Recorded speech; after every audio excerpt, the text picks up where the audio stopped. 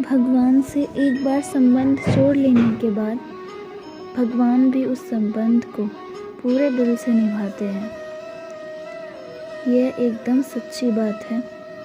आप चाहे राम जी को देखें या शबरी को, कृष्ण जी को देखें या अर्जुन को, कुंती को देखें या कृष्ण को, विष्णु को देखें या ध्रुव जी महाराज को, हनुमान को देखें या राम को, भक्त को देखें और भगवान को। एक ऐसी ही कथा बाबा विट्ठल दास जी की है, जो राधा कृष्ण जी से प्रेम करते थे। कृष्ण जी को अपना बेटा और राधा रानी को अपनी बहू मानते थे। बाबा श्री कृष्ण भगवान को पुत्र भाव से मानते थे और हमेशा उन्हें मेरा लल्ला और किशोरी जी को मेरी लाडली कहकर पुकारते थे। एक दिन बाबा विट्ठल दास जी अपने घर के बाहर बैठे किशोरी जी का ध्यान कर रहे थे।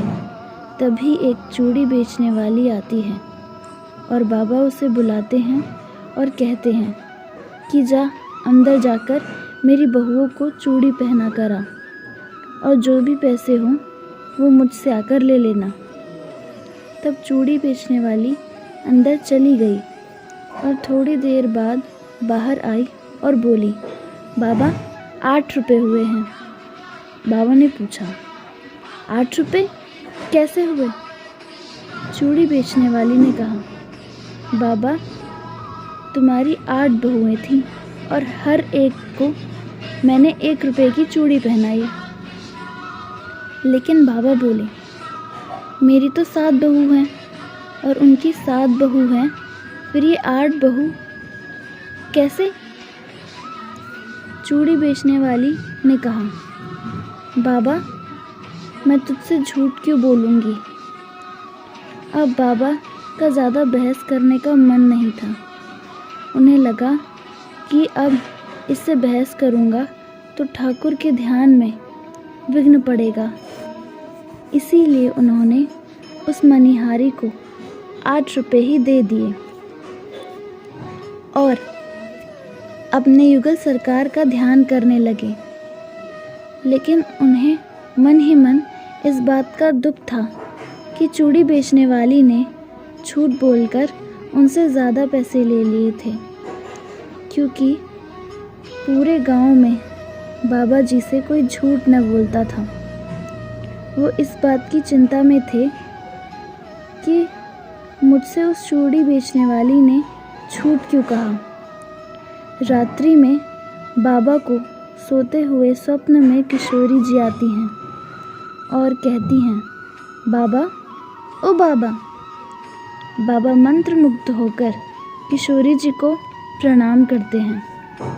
तब किशोरी जी कहती हैं कि बाबा तू ठाकुर जी को अपना पुत्र मानता है ना? बाबा बोले, ठाकुर जी तो मेरे बेटे हैं, मेरे लल्ला हैं वो तो। तब किशोरी जी कहती हैं, यदि ठाकुर जी तुम्हारे बेटे हैं तो मैं भी तुम्हारी बहू हुई ना?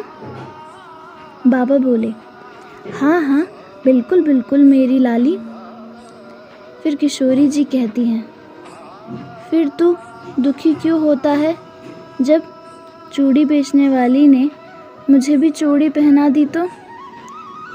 तभी बाबा फूट फूट कर रोने लगे और कहते हैं कि हाय कितना अभागा हूँ मैं।